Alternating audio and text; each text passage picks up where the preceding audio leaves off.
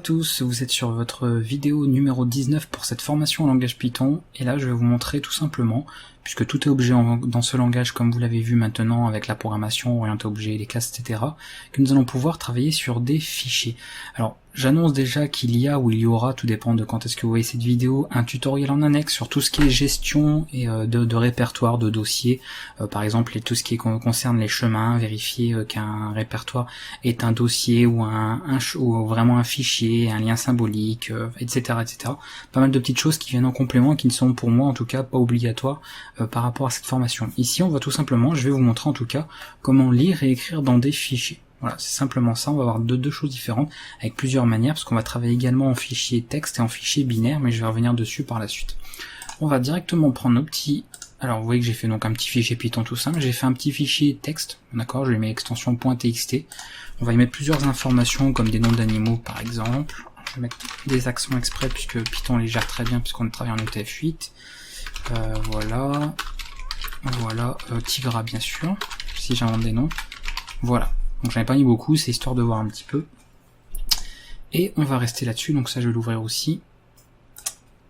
Alors on va faire déjà ici CD desktop. Voilà, comme ça je suis dans le répertoire directement pour pouvoir après exécuter le programme. Donc vous voyez que j'ai mon fichier texte, hein, qui est au même endroit évidemment ici que mon fichier Python, je l'ai mis ici, j'aurais pu le mettre dans un sous-dossier, mais vous verrez que voilà, que c'est très simple si besoin pour pouvoir organiser vos fichiers. Et directement là, nous allons voir comment ouvrir ce fichier. Pour cela, déjà, on a plusieurs modes. D'accord. Alors, peut-être pas comme ça va être mieux là. Voilà. Vous avez des modes d'ouverture. Alors, je vais les noter rapidement ici, après vous verrez un petit peu plus tard. Donc on a le R qui est très utile puisqu'il permet d'ouvrir un fichier en lecture seule. Ça veut dire que vous pouvez simplement lire dedans et c'est tout. On a ensuite le mode qui est W comme ceci, qui lui, c'est pour une écriture. D'accord, avec remplacement, ça veut dire que ça va rouvrir le fichier en tout début, et s'il y a déjà du texte dans votre fichier, il va tout simplement le remplacer, d'accord. Donc ça c'est quand par exemple on veut pas garder ce qui est à l'intérieur, qu'on veut le remplacer, on va utiliser ce mode là. On va également avoir le mode A, qui lui est écriture avec ajout en fin de fichier, donc là on va pas remplacer ce qu'on a déjà dans le fichier, ce qu'on avait pu noter avant. On a le mode X également, c'est lecture et écriture, d'accord, c'est les deux à la fois. Pourquoi pas. Et on a le mode R+, aussi, qui peut lui par contre servir par exemple pour tout ce qui est en fait lecture-écriture dans un même fichier. D'accord. Honnêtement on l'utilisera pas, pratiquement pas, voire pas du tout.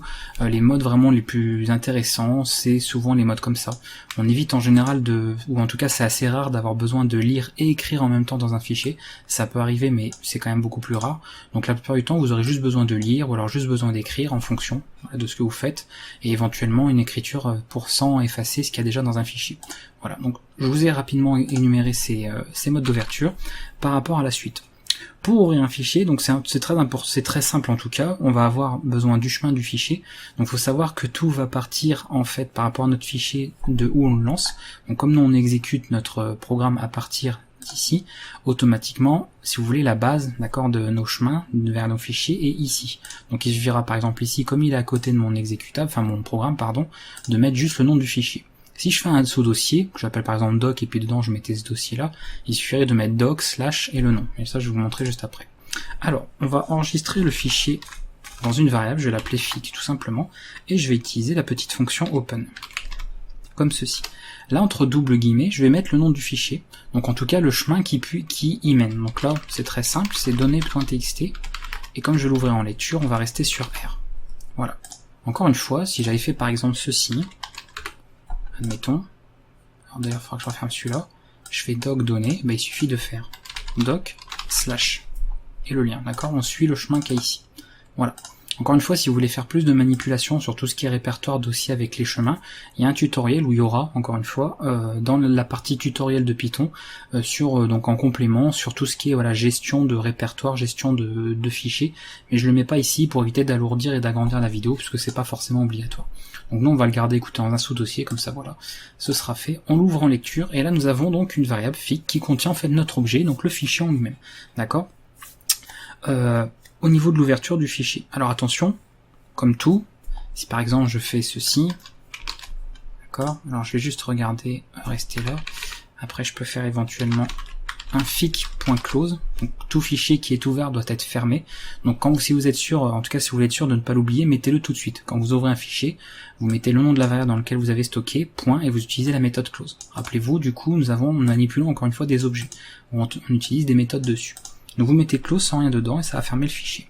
Donc je vais vous montrer ça et regardez si je fais un petit test, donc python main.py. Voilà, là il vous met tout simplement qu'il ne trouve pas, d'accord, no such file or directory, il ne trouve pas ce fichier là, et il nous fait d'ailleurs une exception, file not found error, d'accord.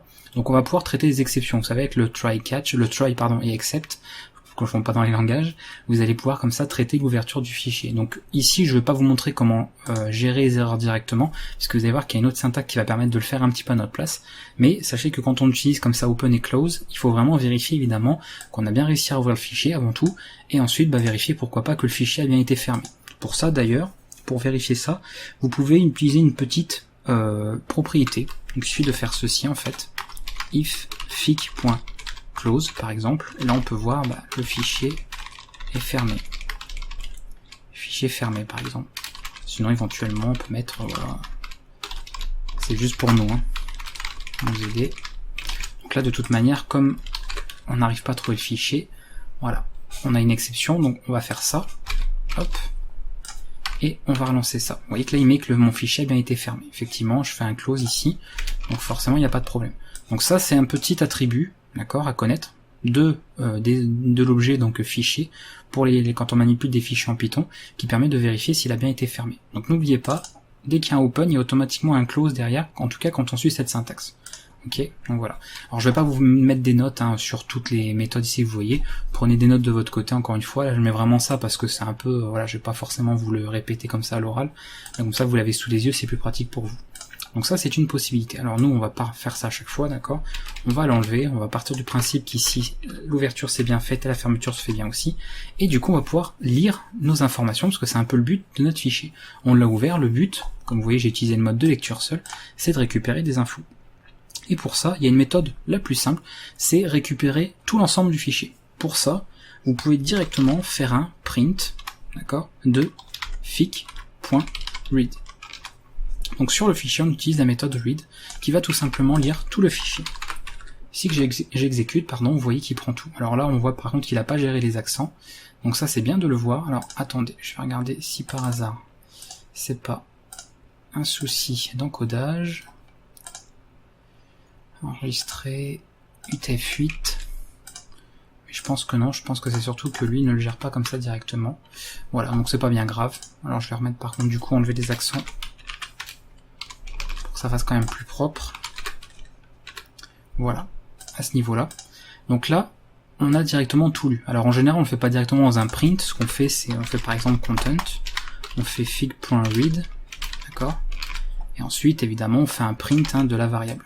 Comme ça on peut pouvoir utiliser ça plus facilement, pardon. Voilà, ça fait exactement la même chose, c'est juste qu'on passe par une variable intermédiaire. Alors, admettons que je vais récupérer qu'une seule ligne, d'accord, parce que là vous voyez qu'on lit absolument tout le fichier, vous pouvez utiliser la méthode readLine, d'accord. On va faire readLine, si je mets par exemple line, et je vais faire ceci. Et là on ne récupère qu'une seule ligne. Du coup, si je refais plusieurs fois ça, évidemment, à chaque fois, c'est comme un curseur, il va se déplacer dans le fichier, d'accord, au fur et à mesure, puisqu'on ne l'a pas fermé, le fichier est toujours ouvert, et du coup, vous voyez qu'il parcourt chacun des éléments à chaque fois. Voilà, donc ça peut être pratique aussi quand on veut récupérer qu'une seule ligne par ligne. Et vous avez une troisième méthode, très pratique. Là, par exemple, vous voyez que je l'ai fait 3 fois, et si, admettons, je veux récupérer tout le reste du fichier, c'est-à-dire tout ce qui est après le curseur, en fait, je peux faire, donc la même chose, en fait, mais c'est pas readLine, c'est readLines. Vous mettez un petit S à la fin, pour dire de récupérer en fait toutes les autres lignes qui restent. Voilà. Alors évidemment, si dès le début du fichier vous faites un readLines, il va récupérer l'intégralité. Ça reviendra à faire simplement un read. Mais là, comme on a déjà lu quelques lignes avant, il va récupérer au début tout ça, et vous voyez qu'après il retourne une liste avec les éléments. Et en plus, il vous montre qu'il y a également les retours à la ligne, qui sont assez importants, qu'on peut d'ailleurs récupérer autrement, mais bon, ça me pose pas de soucis par rapport aux éléments qu'on a récupérés. Donc là, il vous récupère vraiment tout, et du coup ici, line n'est pas seulement un texte, d'accord, avec un seul mot, c'est carrément une liste, d'accord. Donc je peux faire du coup line de 0, il va contenir orc, line de 1, il va contenir tigre, etc. Comme tout ce que vous avez vu sur la vidéo concernant les listes. Voilà, donc ça c'est vraiment 3 méthodes à savoir. Read pour l'intégralité du fichier, readLine pour récupérer une seule ligne du fichier, et readLines qui va vraiment récupérer tout le contenu en fait, enfin tout le restant des lignes qui n'ont pas été lues, mais sous forme de liste. Donc ça c'est vraiment important de bien différencier les deux. Donc voilà pour cette lecture. Alors nous on va rester sur quelque chose comme ça, très simple. D'accord, voilà, print. Alors par contre là on va mettre comme tout à l'heure content, voilà, on aura tout lu, hop. Voilà, comme ça on a récupéré vraiment tout le contenu du fichier. Donc ça vraiment 3 choses à savoir, hein. D'accord. D'ailleurs je peux vous les noter très rapidement ici. Lecture, on va mettre ici, voilà. Vous avez donc read, vous avez read9 et vous avez readlines avec un S. Voilà, pour les différentes méthodes de lecture. C'est aussi simple que ça. Vous voyez, c'est vraiment très très facile. Maintenant, petite particularité, ce qu'il faut savoir, c'est que tout ce que récupère read, readline, etc., comme pour la fonction input que vous connaissez bien, là, ces méthodes-là considèrent que tout ce qui est lu dans le fichier va être traité comme des chaînes de caractères, donc de classe str. D'ailleurs, si on fait un print de type de content, vous allez voir, hop, vous voyez qu'il nous met que c'est de classe str. Donc évidemment, si vous voulez après faire des calculs, il faudra, admettons que dans mon fichier j'ai ça, tout bête, hein. C'est un peu bizarre, je vais faire juste read, voilà. Vous voyez qu'il considère quand même que c'est une chaîne, mais évidemment je pourrais pas faire de calcul. Si admettons je fais print de... Attendez, je vais enregistrer une petite variable aussi. Nombre égale 15. Alors là bon, je m'égare un petit peu, mais c'est important quand même pour la compréhension de la chose. Si admettons après dans le print je vais faire le calcul de nombre plus par exemple ce qu'on a lu dans le contenu, là évidemment il va y avoir une exception puisqu'on essaye de faire le calcul d'un entier, ici 15, avec contenu qui est lui une chaîne de caractères. Donc automatiquement vous voyez il y a un type error puisqu'il vous le dit, vous essayez de faire une addition avec un entier et une chaîne de caractères. Donc automatiquement, puisque content ici est considéré comme une chaîne de caractères, il faut pas oublier à ce moment-là de faire un cast, tout simplement. Et là vous allez voir que le type devient un int, et donc du coup on peut faire le calcul. Donc ça c'est important, n'oubliez pas, ces fonctions là, c'est comme pour le input, tout ce qu'elle récupère c'est de la chaîne de caractères. Et vous savez qu'en Python, pour faire des calculs, il faut que ce soit des nombres. On peut pas faire des calculs sur du texte, hein, c'est pas possible. Donc faut penser à faire un cast si éventuellement vous vouliez faire des calculs en récupérant des valeurs sur lesquelles vous pouvez évidemment faire des calculs. Donc je vais remettre ça comme ça, et on va virer du coup toute cette partie là. Hop, voilà, histoire de simplifier comme c'était au début. Voilà du coup pour la lecture. Alors par contre je vais virer même ça, le type, c'était la petite chose à savoir que vraiment on travaille sur des chaînes de caractères tout le temps puisqu'on travaille sur des fichiers. Donc ça c'est la lecture, d'accord. On va voir également une autre méthode pour ouvrir les fichiers et s'assurer en fait que le fichier est bien fermé, etc. Ça va, si vous voulez, encapsuler un petit peu tout ce qui est gestion du fichier, donc son ouverture, sa fermeture, avec une autre syntaxe. Donc ici, au lieu d'avoir toute cette syntaxe là, vous allez donc enlever cette variable et vous allez utiliser le mot-clé with. On va dire donc avec l'ouverture de ce fameux fichier, donc ici en lecture, et tout ça, on va l'enregistrer comme ceci. Donc on utilise le mot-clé as et on met du coup la variable ici où on stocke fic. Et là, donc là comme on est dans une structure, n'oublie pas de faire les tabulations qui vont bien. Voilà. Et vous n'avez plus besoin de close. D'accord? Ça je vais le mettre. Pas besoin de fermer le fichier avec with. Voilà. Ça c'est important. D'accord? Donc je vous montre. Et là vous voyez, pas de souci.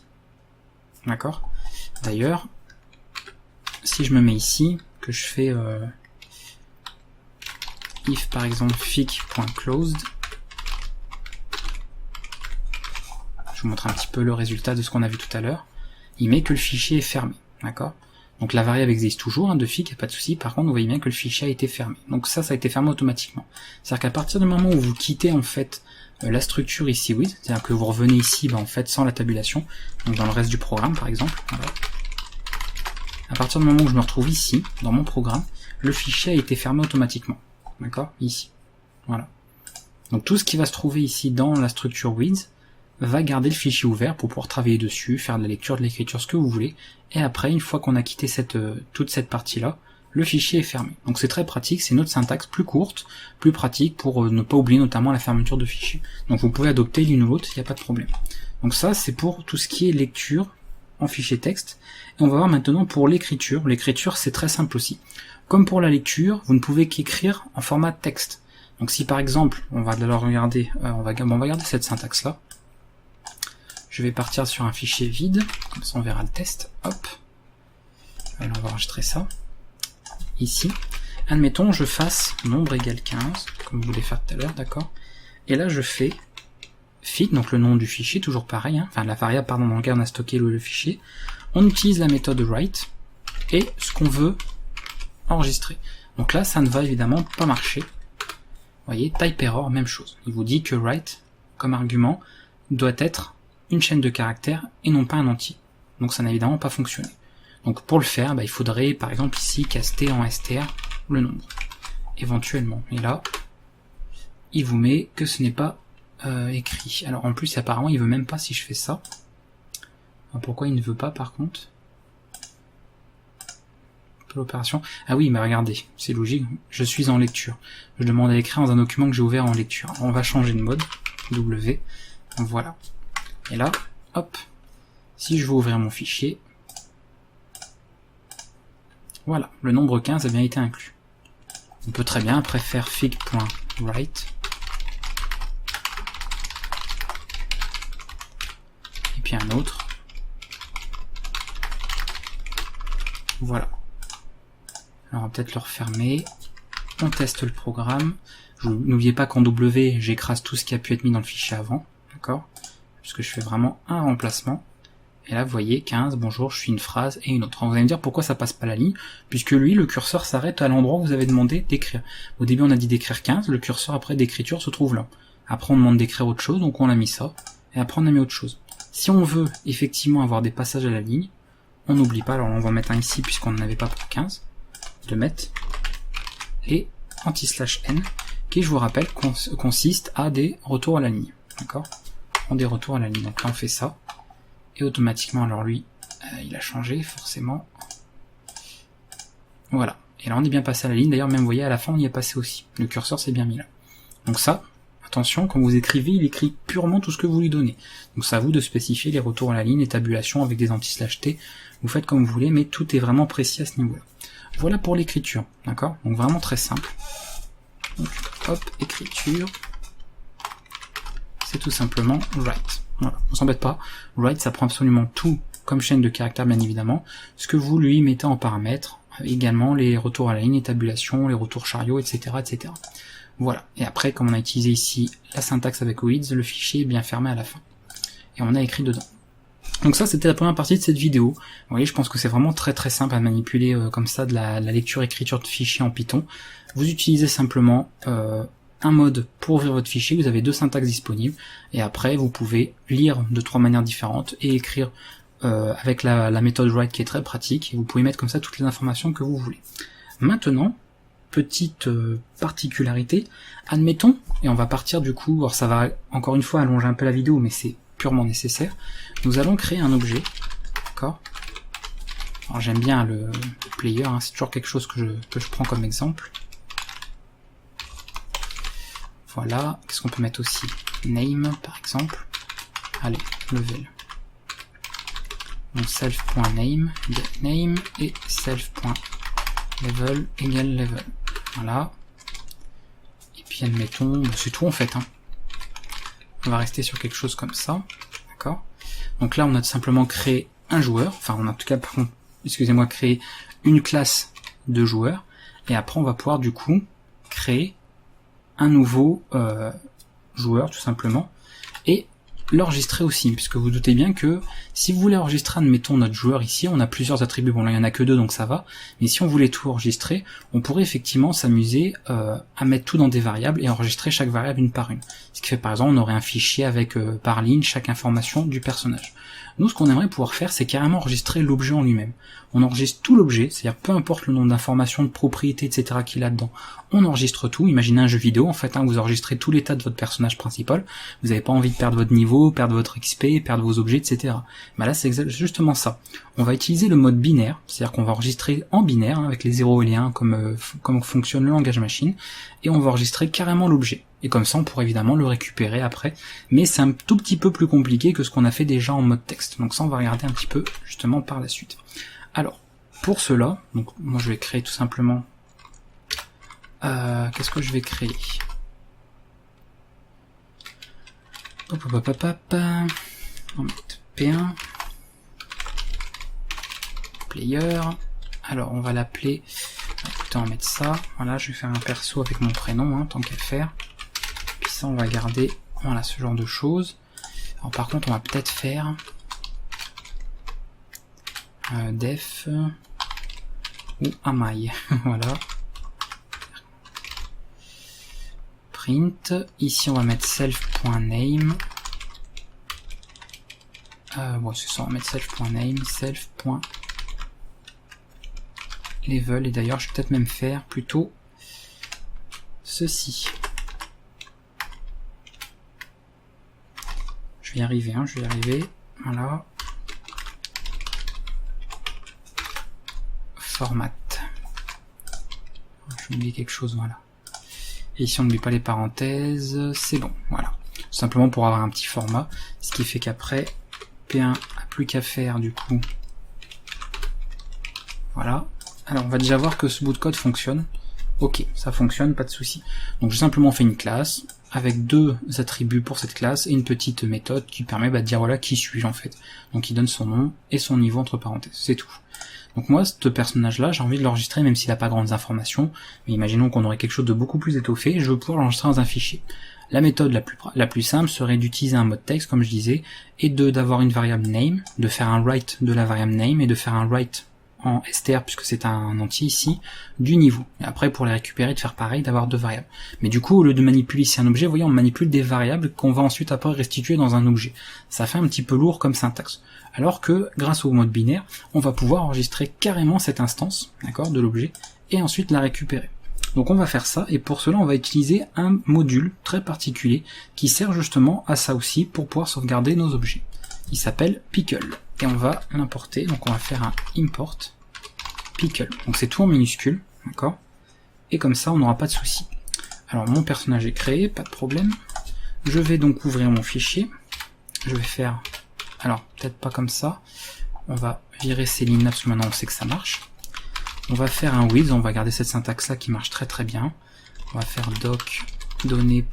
Alors non, je vais carrément l'enregistrer ici en fait. Player.data, voilà. Là, ce sont les données du player, comme ça on va les enregistrer directement ici en fait. On va créer un fichier juste là. On va le mettre en W, puisque c'est écriture. Et pour le mode binaire, il faut spécifier en rajoutant un B. Alors pour le mode texte, on peut mettre un T, d'accord, mais comme en général par défaut c'est un mode texte, c'est rare qu'on utilise la lettre T pour spécifier le mode texte. Par contre pour le mode binaire, vous rajoutez un B à la suite du mode d'ouverture, et vous aurez comme ça le mode binaire au niveau de votre fichier. Et là on va mettre fic. Alors normalement bon, pareil, toujours la même chose comme ce que j'ai pu vous expliquer dans les autres vidéos. Mettez toujours des noms de variables explicites. Là, mon nom de fic, ça veut rien dire. On sait pas c'est un fichier de quoi. On sait même pas si c'est un fichier tout court. Parce qu'en plus, c'est un diminutif du mot fichier qui est français alors que j'ai des noms en anglais. Donc moi là, je vous mets des noms très courts pour pas non plus allonger parce que j'ai pas une grande largeur. Mais n'hésitez pas à mettre des noms très explicites dans nos noms de fichiers. Encore une fois, il faut vraiment toujours que ce soit lisible. Normalement, ça vous dispense après de pas mal de commentaires si votre code déjà en lui-même est très explicite. Donc à partir de là, d'accord, une fois que j'ai fait ça, mon fichier est ouvert, je vais créer tout simplement mon enregistrement, d'accord. Donc je vais juste faire, alors qu'est-ce que je peux faire, comment je peux l'appeler, record, on va l'appeler record tout simplement pour l'enregistrement, et je vais utiliser donc le module pickle, je vais utiliser pickler avec un P majuscule. Alors ne me demandez pas pourquoi c'est syntaxe, c'est pas moi qui l'ai inventé, d'accord, ça fait partie du module, c'est comme ça que ça s'écrit, il y a une majuscule, donc il faut faire comme ça. À partir de là, donc je spécifie où est-ce que je vais enregistrer, d'accord, comment je vais enregistrer. Donc moi je lui spécifie tout simplement mon fichier, je lui dis que c'est là-dessus, d'accord, c'est sur ce fichier-là qu'on va procéder à l'enregistrement. Et à partir de là, en utilisant une autre méthode, on va pouvoir enregistrer toute l'information qu'on veut. Donc à partir de record cette fois-ci, non plus du fichier, je vais faire record, et sur l'objet record, donc d'enregistrement, c'est sur lui que je vais travailler, je vais faire un dump. Un dump, ça veut dire une copie de mon objet. Et mon objet, moi ici, c'est... Alors ici j'en ai pas, évidemment, d'ailleurs je l'ai enlevé, mais bravo. Donc on va faire P1 égale player de 10, voilà. Et du coup mon objet c'est P1. Hop, donc je fais un dump de P1. Tout simplement. C'est absolument juste ça, d'accord? Vous ouvrez votre fichier, en écriture, pardon, en mode binaire. Ensuite vous créez ici, vous voyez, avec Pickler, une variable qui va servir pour l'enregistrement. Et c'est sur celle-ci que vous utilisez la méthode qui va permettre de faire une copie de votre objet. Et là, en exécutant le tout, donc il ne se passe rien évidemment, mais on va vérifier que tout a bien fonctionné. Bon, déjà on a un fichier qui s'est créé, c'est plutôt pas mal. Et on va l'ouvrir, alors évidemment, bravo, je peux tout ouvrir comme ça, voilà. Et là vous allez me dire, mais on voit rien du tout, c'est tout bizarre. Oui, c'est en hexadécimal, d'accord, le code ici. Donc si j'avais ici un éditeur binaire, ça vous afficherait que des 0 et 1. Mais là, comme c'est un éditeur de texte, un Sublime Text, du coup il vous l'affiche comme il peut comme il peut, et comme il n'est pas capable d'afficher en mode binaire, il vous l'affiche ici en hexadécimal. Donc ça c'est du binaire, voilà. Ce fichier du coup n'est pas lisible, mais il est en binaire. Ici j'ai bien sauvegardé mon joueur. Et pour vérifier que ça a fonctionné, bah écoutez, on va récupérer l'information. Là maintenant on l'a enregistré, donc on enlève ça. Automatiquement, si on enlève ce fichier, on devrait pouvoir tester si effectivement on a bien récupéré l'information qu'on voulait. Comme ça on pourra utiliser cette méthode là et voir si ça fonctionne. Donc avec cette même syntaxe, d'accord, on va cette fois-ci passer en lecture seule et binaire. Donc on va faire RB. On lit le fichier de sauvegarde, c'est toujours lui, on part sur une variable de fichier, là-dessus pas de changement. Seulement ce qui va changer maintenant, c'est au niveau de la récupération. Donc moi je vais l'appeler getRecord, d'accord, pour dire récupérer l'enregistrement tout simplement. C'est toujours sur Pickle, sauf que le d'être Pickler, ça va être unpickler, d'accord. Donc c'est l'inverse, donc cette fois-ci c'est le U qui est en majuscule. Ceci, toujours sur le fichier, d'accord, la même chose. Et là, à partir du getRecord, on utilise non pas la méthode cette fois-ci dump, mais load. Et bien évidemment ici, ça ne prend rien puisqu'on va récupérer ça de cette manière. C'est-à-dire que je vais faire une petite, par exemple, variable. Ça peut être player1, d'accord. On va essayer de garder des, voilà, même type d'écriture. Voilà, player1 égale getRecord. On utilise la méthode load qui va du coup lire dans le fichier et récupérer la copie. Et à partir de là, normalement, si les choses ont bien été faites, en faisant player1.whoami, je devrais pouvoir récupérer mes deux informations qui sont ici. Et on va voir ça tout de suite, moment de suspense. Et nous avons récupéré effectivement toutes les informations de notre personnage. Voilà. Donc depuis le fichier en binaire, d'accord, on a récupéré l'objet. Donc vous auriez pu avoir nombre de, voilà, comme je vous dis, d'attributs, d'informations, peu importe. Comme on a fait une copie conforme de l'objet, quand on le récupère, elle est conforme également. Donc ça c'est très pratique. D'ailleurs vous voyez que le fichier fait 69 octets. Voilà, ça correspond évidemment par rapport aux informations qu'on a. Donc la chaîne de caractères et notamment le niveau ici 10. Et on a pu récupérer cette information comme on voulait, et du coup travailler sur notre objet. Bah écoutez, je pense qu'on va s'arrêter là, hein. J'ai fait un peu le tour de tout ce que je voulais vous montrer en ce qui concerne en tout cas la lecture et l'écriture des fichiers. Je pense pas que ce soit très compliqué, encore une fois c'est beaucoup de la syntaxe, hein. On utilise d'ailleurs un nouveau module, le fameux module Pickle, donc il est très utile pour ça, d'accord. Avec Pickler et unpickler vous allez pouvoir sauvegarder et récupérer des objets, donc c'est-à-dire travailler sur des fichiers en binaire, et en fichier texte, bah, vous avez trois méthodes, hein, read, readline, readlines, et la méthode write pour pouvoir écrire. Et vous avez à retenir éventuellement quelques modes d'ouverture, le R, le W, éventuellement le A, et le fameux mode avec le B, pour pouvoir travailler sur des fichiers binaires. Voilà, c'est tout ce qu'il y a à retenir, grosso modo, et vous aurez déjà tout ce qu'il faut pour pouvoir écrire et lire dans des fichiers.